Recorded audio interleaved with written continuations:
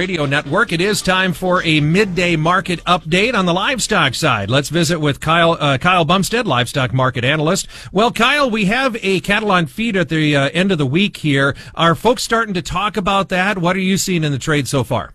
Yes, Chad, they are starting to talk about that here a little bit. The estimates for cattle on feed here on Friday, the on-feed estimate is 98.5%. Placement number is estimated at 97.1%. And the marketing number is estimated at 96.8%. I think if there's going to be any changes, it's going to be in that marketing number here from the looks of it, with that lower slaughter pace that we've had here over the last month here and even the month of May here. That's in question here to kind of see if we're building up the front-end supply here. So speaking of live cattle here, we did have some bids here. We did have a little bit of light trade at 219 this morning in Kansas. We do have some 220 bids going out there from a major in Kansas as well this morning. So going to be watching to see if we get any trade development there. But overall, in the future side of things here, we are seeing the feeder cattle up about 25 cents here across the board. We've traded about a $2.27 range here in this August feeder contract.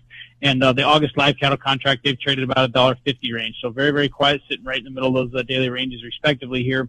On the spread side of things here, we're seeing some commercial sell pressure here. The August losing ground to the October losing ground to the D's, and D's losing ground to the Fed. So tells me on this rally here, it's mostly non-commercial buying here. It is Tuesday. We are going to see the funds here position their books here for Friday's commitments traders report here. And on the feeder cattle side of things here, pretty quiet there. The biggest mover in feeder cattle is going to be the May feeder cattle option expiration here and futures expiration here on Thursday at noon.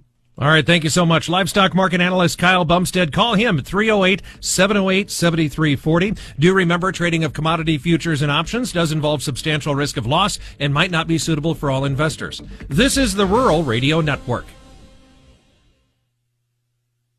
There are three big reasons growers choose crop hail insurance from Farm Credit Services of America.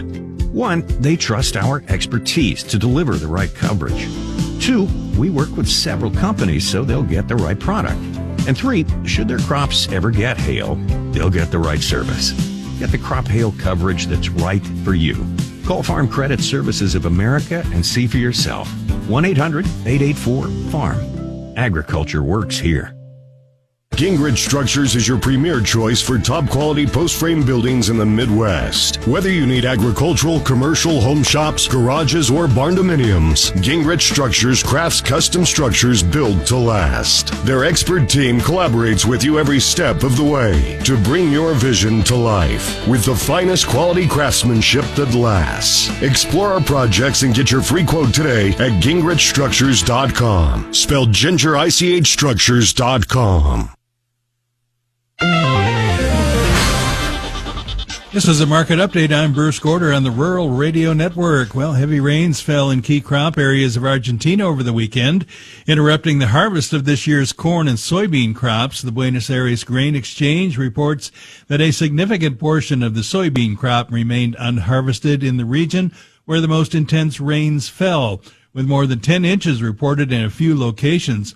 The most impacted areas in northern Buenos Aires, roughly 530,000 hectares, remained unharvested, of which they are expecting to show various levels of damage.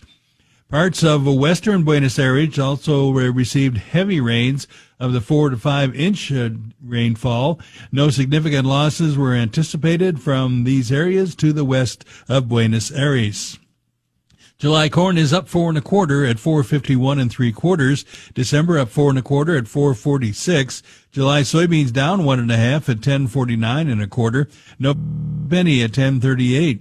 July wheat in Chicago 15 3/4 cents higher at 5.44 3/4. July wheat in Kansas City up 15 1/4 at 5.38. And July wheat in Minneapolis up 9 3/4 at 5.95 1/4. June live cattle are down, make that higher by 27 cents at 213.25. August feeder cattle 20 cents higher at 297.96.42. June lean hogs are 12 cents lower at 99.12. The July contract is down 85 at 102.72.